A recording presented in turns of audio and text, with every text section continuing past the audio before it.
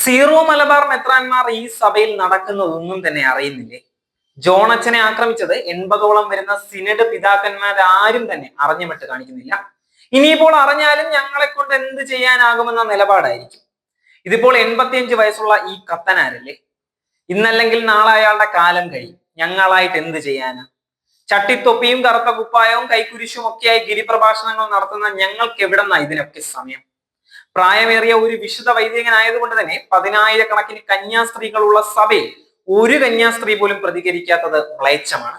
വിശ്വാസികളുടെ നേർച്ചപ്പണം തിന്നു കൊഴുത്ത് നടക്കുന്ന ജെറിനായിരുന്നു ഇന്നലെ അടികിട്ടിയിട്ടുണ്ടായിരുന്നതെങ്കിൽ ഒരുപക്ഷെ കന്യാസ്ത്രീകൾ പ്രായഭേദമേഞ്ഞ് ജെറിന്റെ കാൽവരി യാത്രയിലെ വെറോനിക്കമാരായി മാറിയേനെ. തെക്ക് ചങ്ങനാശ്ശേരി മുതൽ വടക്ക് തലശ്ശേരി വരെ വിമതരുടെ കുരിശ് യുദ്ധത്തെ പ്രകീർത്തിച്ച് സോഷ്യൽ മീഡിയ വഴി പ്രബന്ധങ്ങൾ എഴുതുന്ന പുരോഹിത കൂട്ടായ്മയിലെ ആരെയും മഷിയിട്ട് നോക്കിയിട്ട് പോലും കാണാനില്ല. ഇനിയുള്ളത് സഭാ സ്നേഹികളെന്നും പറഞ്ഞ് വാട്സാപ്പ് കൂട്ടായ്മകളിൽ ഇമോജികൾ കൊണ്ട് യുദ്ധം ചെയ്യുന്നവരാണ്. സ്വന്തം പേര് പേപ്പറിൽ അച്ചടിച്ചു വരാനുള്ള ഒരു അവസരം കൂടി അവർക്ക് കിട്ടിക്കഴിഞ്ഞതിലുള്ള സന്തോഷം കാണേണ്ടത് തന്നെയാണ്.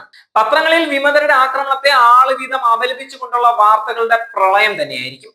കാക്കനാട് നിന്നും വീഴുന്ന എച്ചിൽ കഷ്ണങ്ങൾ നഷ്ടപ്പെടുമെന്നതുകൊണ്ട് മെത്രാന്മാരെ പിണക്കുന്ന ഒരു പണിക്കും ഞങ്ങളെ കിട്ടില്ല.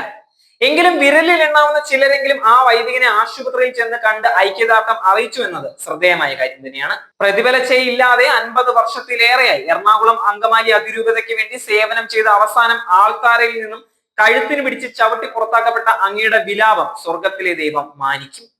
ഏകീകൃത കുർബാന എന്ന ഏക ലക്ഷ്യം മറന്നുകൊണ്ടുള്ള വിശ്വാസികളുടെ പല സംഘടനകളും പൊട്ടക്കണക്കിൽ തവളകളെ പോലെ നടക്കുന്നു എന്നാണ് ഒരു വിശ്വാസി പങ്കുവെച്ചത്.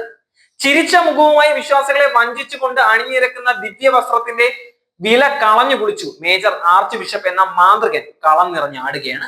ഈ മഹാമാന്ത്രികനെ സഭാസ്നേഹികളായ വിശ്വാസികൾ അദ്ദേഹത്തിന്റെ കപടമുഖം വെളിച്ചത്ത് കൊണ്ടുവരണം.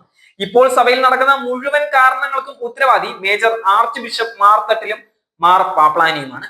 ഇവർ രണ്ടുപേരും രാജിവെച്ച് പുതിയ നേതൃത്വത്തെ ഏൽപ്പിക്കണമെന്നും ഏകീകൃത കുർബാന നടപ്പിലാക്കണമെന്നും സീറോ മലബാർ വിശ്വാസി കൂട്ടായ്മ ആവശ്യപ്പെടുകയാണ്.